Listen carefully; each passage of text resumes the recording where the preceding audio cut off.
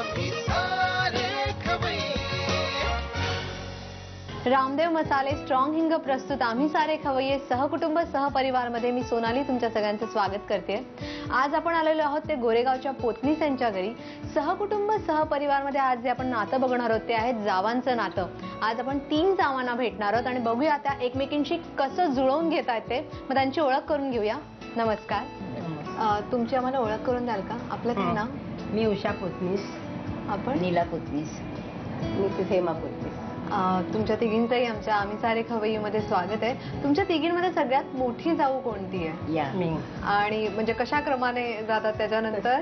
तशाच बसले. अच्छा, तशाच बसल्या. मूळच्या कुठल्या तुम्ही? म्हणजे माझ्या माहेरचं? मी पार्ल्याला. आणि आपण? मी बालाडी. आणि आपण? मी पण अंधेरी. म्हणजे तिघी जणी जवळपास राहणाऱ्याच अशा आहात. मग जेव्हा तुम्ही लग्न होऊन आलात तेव्हा साधारण एक जावाजावांचं तुमचं एकमेकांमध्ये काही प्रॉब्लेम्स आले का? किंवा काही तुम्ही कशा प्रकारे एकमेकींना ऍडजस्ट केलं? नाही, तसा काहीच प्रॉब्लेम नाही आला. आम्ही म्हणजे जावांच्या बहिणीप्रमाणेच केलं. मी मोठी असल्यामुळे मी ह्या दोघींना सांभाळून घेतलेलं होतं छोट्या म्हणून. आणि तसा काही प्रॉब्लेम नाही आलेला. आणि म्हणजे तुमचं अर्थात तुमचंच पहिले लग्न झालं का? असं काही नाही, धाकट्याचं आधी झालं असं काही नाही, मोठ्या आणि त्याच्यानंतरच असं झालं. मग ह्या जेव्हा आल्या त्याच्यानंतर तुम्ही एक काय म्हणतात ऑलरेडी घरामध्ये एस्टॅब्लिश झालेला होता, तर तुम्हाला त्याचं थोडं दडपण होतं का? किंवा त्या प्रकारचं प्रेशर जाणवलं का कधी? नाही, आम्हाला प्रेशर कधी नाही आलं. अशी काही गोष्ट आहे का तुम्ही सांगू शकाल का की जी त्यांनी तुम्हाला शिकवली किंवा सांभाळून घेतलं जेव्हा तुम्ही नवीन लग्न होऊन आलात तेव्हा? असं काही आठवतंय की जे तुम्हाला त्यांनी सांभाळून घेतलं किंवा एखादी अशी आठवण आहे तुमची? मला छोटीशी सांगता येईल. म्हणजे असं माहेरी असताना आपण उद्यासाठी काही दाणा भिजत घालायचा वगैरे पण माहिती नसतं. बरोबर. तेव्हा ह्यांनी मला सांगितलं की समोर काढून ठेवत जा, आठवणीने ते भिजत घातलं पाहिजे धान्य, म्हणजे उसळ करण्यासाठी वगैरे. सवयच नसते माहेरी ह्या गोष्टी करण्याची. बरोबर. त्या अशा लहान लहान गोष्टी त्यांनी खूप शिकवल्या. अच्छा, शिकवल्या मला खूपशा लहानशा गोष्टी त्यांनी तुम्हाला. आणि साधारण असं म्हणजे तुम्ही पहिल्यापासूनच एकत्र फॅमिलीमध्येच राहताय का नंतर तुम्ही वेगळ्या वेगळ्या राहायला लागलात तुमच्या? एकत्रच राहत होतो, नंतर वेगळ्या झालं सगळे. नंतर त्या जागेच्या अभावी आम्हाला वेगवेगळे ब्लॉक घ्यावे लागले. पण मग तुम्हाला त्याने एक हुश असं झालं का तुम्हाला? नाही कंटाळा. एकत्र याच्यात राहिलेलो होतो आम्ही सगळे दीर सासू सासरे. नाही, बरोबर. त्यामुळे ते नंतर एकदम मध्ये एकटं वाटायला लागलं. आणि तुम्ही जेव्हा एकत्र होता तेव्हा काय टाइमपास म्हणून काय करायचात? पुढे फिरायला जायचात? काय करायचात? वेळ कसा घालवायचा? सर्व्हिस करायच्या. मी शाळेत शिक्षिका होते. बरं. आणि घरी होत्या? मी घरी होते. मी आल्या की आम्ही दोघी कुठे भाजी आणायला काय आणायला आम्ही जायचो. बरं. माझी सर्व्हिस चालू. अच्छा. 38 वर्ष सर्व्हिस केली. बापरे.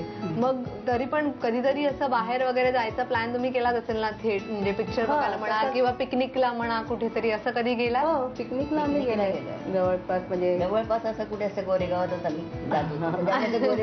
गोरेगाव सोडून कुठे जात नाही. आम्ही आमच्या देवीला जातो दरवर्षी. जंजिरा मुरुडला जातो. वर्षातून एकदा आम्ही जातो गणेश जन्माच्या वेळी. अच्छा अच्छा अच्छा. आणि मोठ्या जाऊबाईंचा तुम्हाला काय पदार्थ, कोणता बनवलेला पदार्थ आवडतो? तुम्हाला कोणता आवडतो? त्यांनी काही बनवलेलं असं खास? आमचं नॉनव्हेज आवडतो. नॉनव्हेज बनवत होते काय खास? फिश, मटन, चिकन, काय? काही चिकन सगळं. आणि तुम्हाला काय आवडतं त्यांनी बनवलेलं? नॉनव्हेज. आणि ह्यांचं तुम्हाला बनवलेलं काय? आता ही धाकटी जाऊ हिच्या वड्या, म्हणजे कुठल्या प्रकारच्या वड्या, बटाट्याच्या वड्या, रव्याच्या, कसल्याही वड्या केले ते एक्सपर्ट आहे त्याच्यामध्ये. त्यामुळे त्या म्हणजे आम्ही अगदी अर्जवून सांगतो की तू कर, म्हणजे आम्हाला हव्यात त्या वड्या करते. आणि ह्यांच्या तिचं फिश. अरे वा. मग आज कोण बनवणार आहे इथे? कोण रेसिपी बनवणार आहे? तुम्ही एक आणि आणखीन कोण बनवणार आहे? तुम्ही. आपण काय बनवणार आहात? मी फ्लावरच्या रुमाली वड्या. फ्लावरच्या रुमाली वड्या. तुम्ही कोणाकडनं शिकलात? त्या वड्या ह्या छान बनवतात, ह्यांच्याकडनं शिकलात का? तिखट वड्या. अच्छा. त्या मी माझ्या सासूबाईंकडनं शिकली. अच्छा. हो. आणि तुम्ही काय बनवणार आहात? गाजर आणि बीटची बर्फी. गाजर आणि बीट म्हणजे एक गोड आणि एक तिखट असे 2 पदार्थ आपल्याला बघायला मिळणार. चालेल. मग सगळ्यात आधी आपण बनवा. फ्लावरची रुमाली वडी बनवण्यासाठी साहित्य काय लागणार आहे आम्हाला उषाजी सांगा. चण्याचं पीठ, बारीक किसलेलं फ्लावर, हा पण किसलेला फ्लावर आहे, ह्याच्यापेक्षा जरा जाडा आहे. हळद, तिखट, मीठ, लिंबाचा रस, आलं लसूण मिरची कोथिंबीरची पेस्ट, साखर, तेल. कशी सुरुवात करायची? आता प्रथम हे चण्याचं पीठ आहे हा, ते घ्यायचं.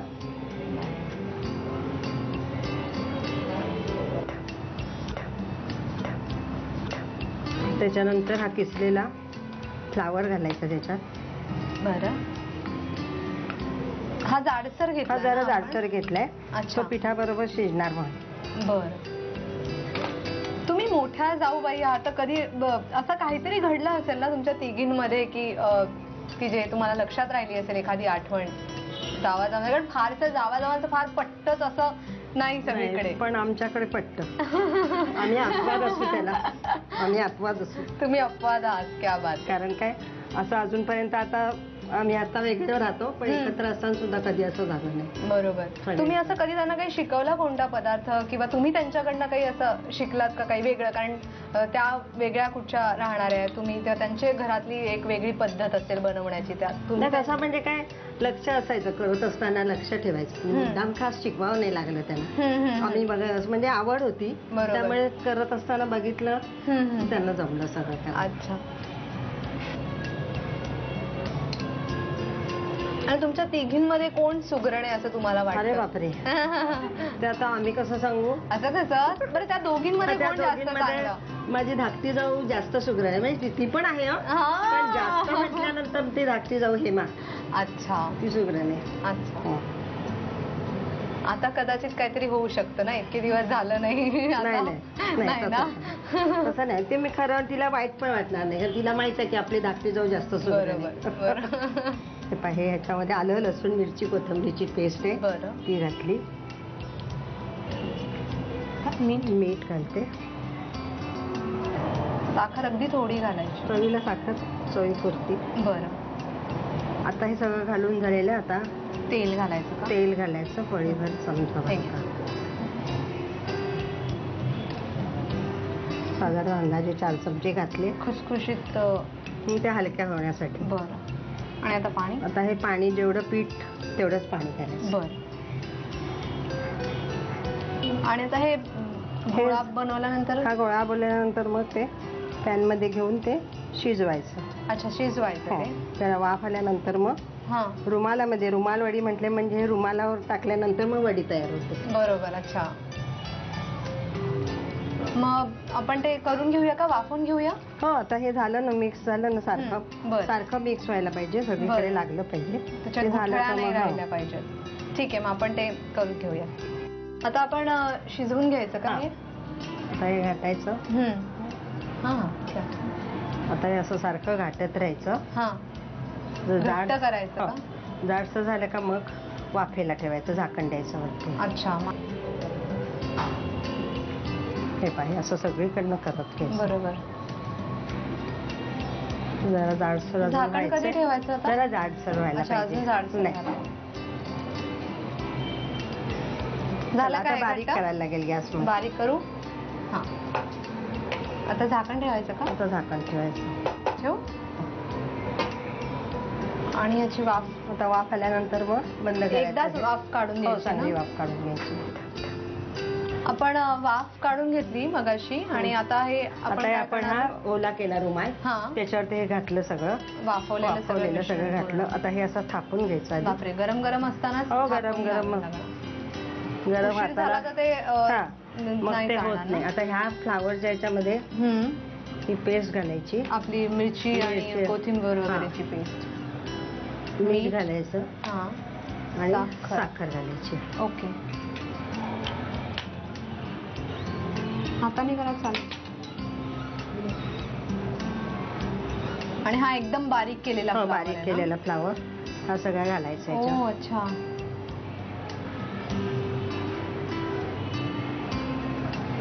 असं सगळीकडनं सारखा थापून घ्यायचा.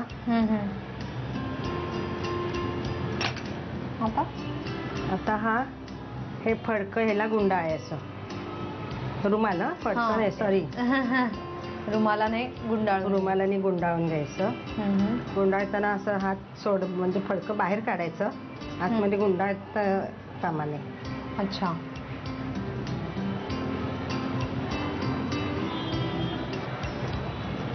हे असं गुंडाळून झालं का मग त्याला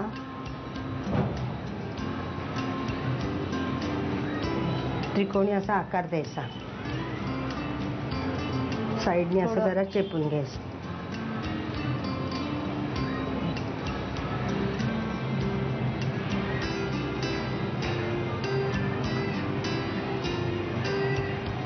असं करताना सोडायचं ते रुमाल.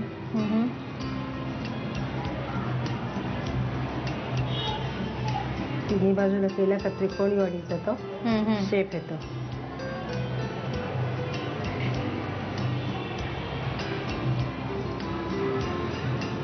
आणि आता काय करायचं? आता झालं हे गार झाल्यानंतर वड्या पाडायच्या. हा. कारण आता गरम असताना काय वड्या पाडल्या जात नाही. बरं. तुटून जाते. अच्छा. गार झाल्यानंतर हे फडकं बाजूला करायचं असं. हा. आणि मग आपल्याला हवी पाडायच्या. तशी वडी पाडायची. आणि मग ती परतायची तव्यावरती नुसती. सॅलो फ्राय करायची. झाला. ओके. हे पहा. आता थोडा वेळ अशीच फडक्यात गुंडाळून ठेवायची. बर. आपण ह्या वड्या पाडून घेतल्या ना त्रिकोणी, आता परतायच्या? आता करायच्या. हो. ह्या त्या गार गरम आहेत म्हणून गार मी आधीच करून ठेवलेल्या होत्या म्हणून आता त्या घ्यायच्या. बरं. ते गरम लोट आपल्याला त्यातनं कापता येत नाही ना सारखं. आणि हे तळताना सुद्धा मंद ह्याच्यावर तळायचं. जास्त गॅस मोठा करायचा नाही. हे आपण तळवू शकतो ना? म्हणजे नाही डीप फ्राय नाही करता येत. अजिबात नाही. म्हणजे काही जणांना हा. अगदीच खायचं असेल तर नाही अशाच करायच्या. परताव्याच लागतात.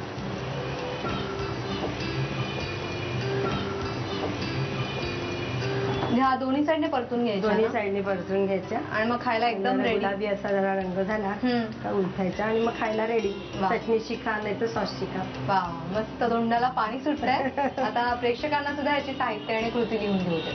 फ्लॉवरच्या रुमाली वड्या बनवण्यासाठी लागणारं साहित्य: बेसन, बारीक किसलेला फ्लॉवर, जाडसर किसलेला फ्लॉवर, हळद, तिखट, मीठ, लिंबाचा रस, आलं लसूण मिरची कोथिंबीर पेस्ट, साखर आणि तेल.